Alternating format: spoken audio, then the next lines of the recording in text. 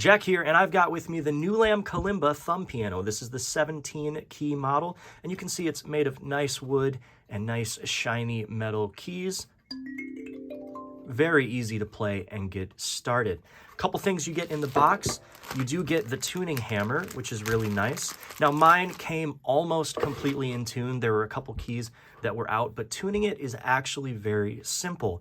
All you need to do is download a tuning app for free on your phone, and you're gonna take the hammer and either tap the tines, the little keys this way, or tap them this way to get them in tune. So all you'll do is you'll play the key, have it show up on the tuner, tap it one way or the other way until it lines up perfectly.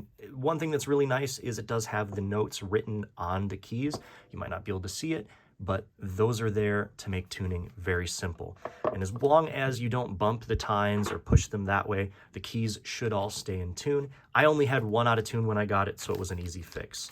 There is a little carrying pouch that comes in the kit, but it's not super big. I wouldn't really trust this for travel, and there is no other place inside of this to protect the hammer and the device. So you don't want to put the kalimba and the hammer both in this bag. Your kalimba will probably get damaged. So if you're going to carry this around, you might want to get a better case, or at least travel with the hammer somewhere else, because this is kind of just a thin, velvety pouch. So one neat feature is there is a manual that comes included, and it does a little bit to go over the tuning procedure, but not a whole lot of information on there.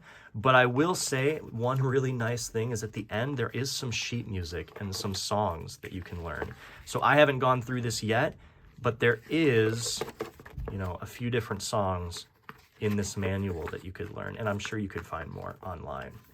Now, one thing to note is these higher notes, the short ones, are a little bit harder to play and do sound a little bit more muffled.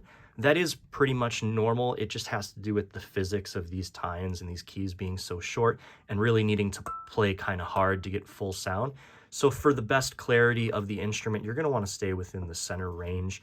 You can play these, but again, you do have to play them significantly harder to get a full sound. Not a defect, just how these instruments are designed. All in all, hopefully this was helpful. I've enjoyed it a lot, and hopefully it helped your purchase decision. I'll see you in the next one.